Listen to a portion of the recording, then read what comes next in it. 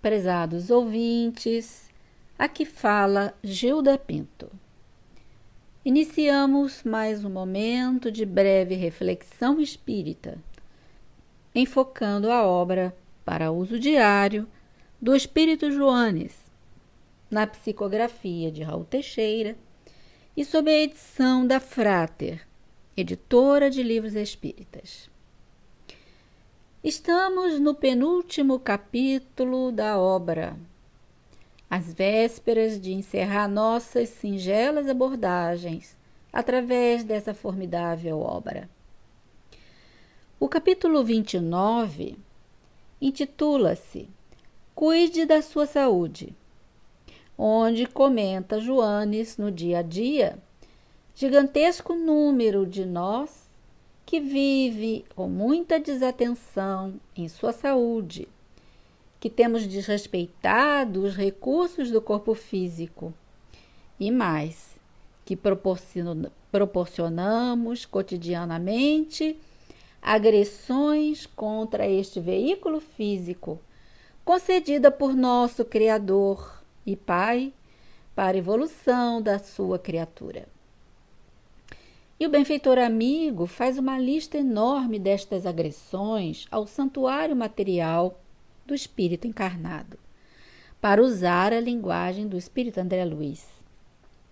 Assim, trazemos para esta reflexão alguns elementos desta lista que parecem ser os mais comuns nos dias de hoje, como o tabaco, o alcoolismo, os regimes desequilibrados para emagrecer, tanto quanto para ganhar massa muscular, o vício do excesso de trabalho, a gula, o vício dos refrigerantes, a ingestão de carnes gordurosas em excesso, os doces e carboidratos em excesso, os fast food, as frituras em excesso.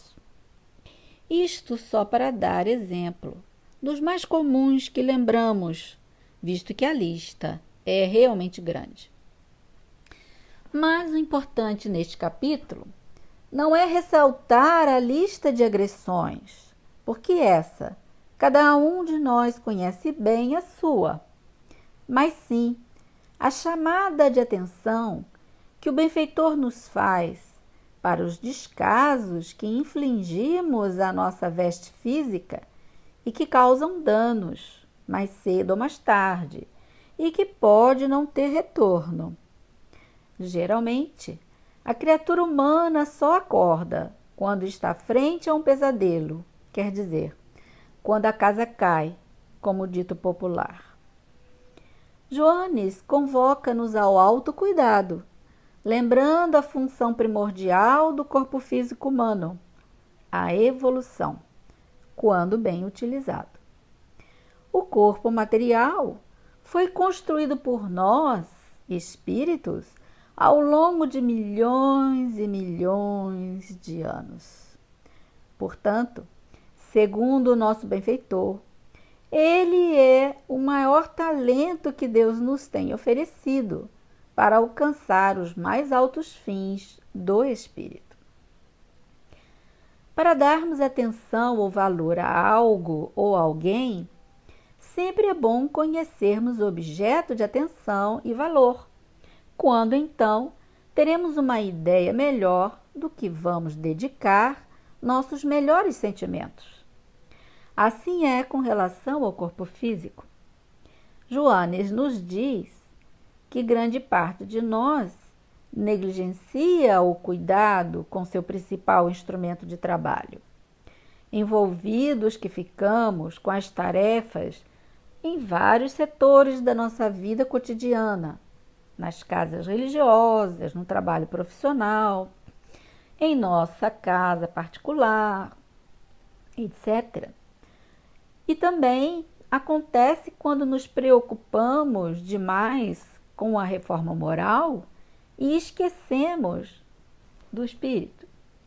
E não temos uma acurada ideia da relação espírito-matéria, da relação do espírito com seu instrumento físico, que a Falange da Verdade, há mais de 160 anos, já estabelecia as bases.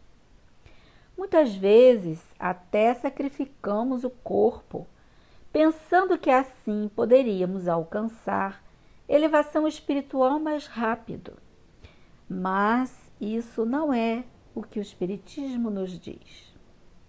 No capítulo do Evangelho segundo o Espiritismo, Sede perfeitos, item, cuidar do corpo e do espírito, pelo espírito protetor Jorge, ele começa a sua mensagem fazendo uma pergunta.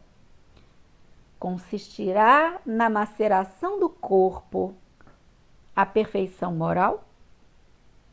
E ele responde, não.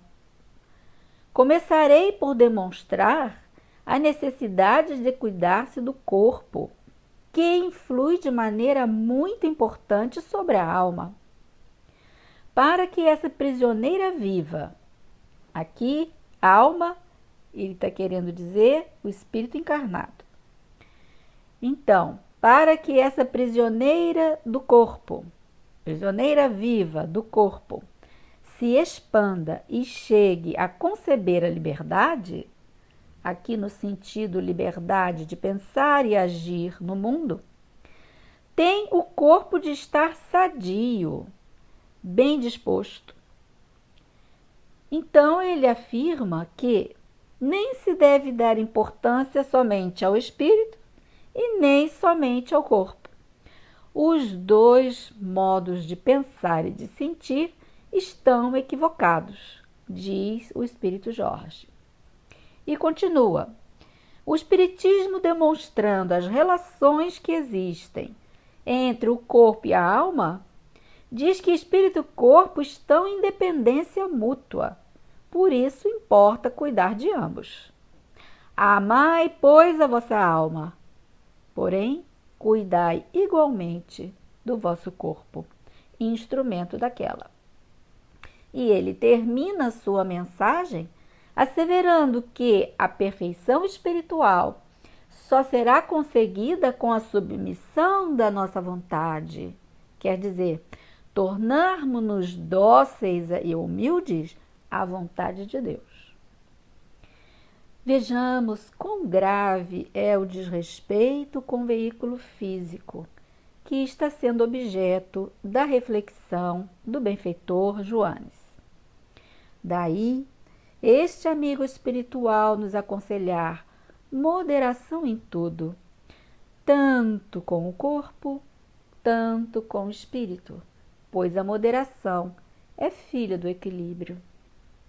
Especialistas em neurociência e medicina psicossomática têm observado que as células de nossa organização física tendem a repetir o comportamento da alma, do espírito, e o modo de sentir deste espírito e de desejar. O Dr. Hélio Wolperin, autor de A Cura pelas Virtudes, refere um exemplo muito comum à nossa sociedade. Este fenômeno se dá da seguinte forma: alguém que não tem cuidado com o tratamento do lixo caseiro e até mesmo de um pequeno papel de bala que costuma jogar em locais que não seja uma lata de lixo, está negligenciando com a limpeza do local. Porque observamos que tem pessoas que até atiram copos de plásticos, garrafas plásticas pela janela do seu carro, como se a rua fosse uma grande lata de lixo.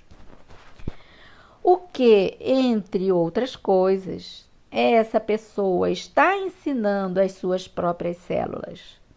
Pergunta o Dr. Hélio Wolperin. E ele responde: a pessoa está ensinando exatamente a mesma coisa ao seu corpo físico, que é um sistema que está integrado com o espírito. Um sistema que vibra e tem um psiquismo. Cada célula tem o seu psiquismo. Então, a pessoa que faz isso, que tem esse comportamento, ensina às suas células, que têm a função de depurar toxinas, que são produtos do metabolismo celular, e deveriam ser encaminhadas para a eliminação das vias corretas, a pessoa está ensinando a elas que pode jogar essas toxinas em qualquer lugar. Em qualquer tecido serve. E isto promove graves doenças, que só serão melhoradas ou curadas, se for possível, se o paciente descobre os hábitos que o levaram a adoecer e levaram a adoecer suas células. Este é apenas um exemplo que retiramos da obra para servir de modelo ao que Joanes ratifica no seu capítulo. Isso tem sido confirmado por vários outros autores, como o médico naturalista alemão Rüdiger Dahlke, contemporâneo, em sua obra A Doença como Símbolo, que trouxemos para nossa elucidação, onde ele afirma que o corpo físico é o palco dos acontecimentos da alma e que a doença é o grito da alma agredida. É, segundo ele, necessário descobrir o que agride a alma e, para tanto, o caminho é o corpo, o qual oferece sinais, pistas, numa linguagem simbólica de como está a sua alma. Isso para nós termos uma ideia da interação espírito-matéria. O que queremos dizer com estes conceitos? Que nós, espíritas, que sabemos ser espíritos imortais, adoecemos nosso corpo físico, ensinando nossas células os nossos maus hábitos, nossas crenças equivocadas, nossa rebeldia crônica, nossos maus sentimentos, e elas obedecem, agindo mal, adoecendo, porque são animaizinhos ao comando e serviço do espírito, como nos elucida André Luiz Espírito. Segundo Joanes, muitos de nós encarnados esquecemos-nos de fazer coisas básicas para o equilíbrio, como alimentarmos-nos nas horas certas, prover os nutrientes sadios que vão nos dar boa vitalidade, sem agredir o metabolismo celular. Esquecemos do cuidado médico básico, embora estejamos com sinais evidentes de que está havendo algum problema, nós protelamos.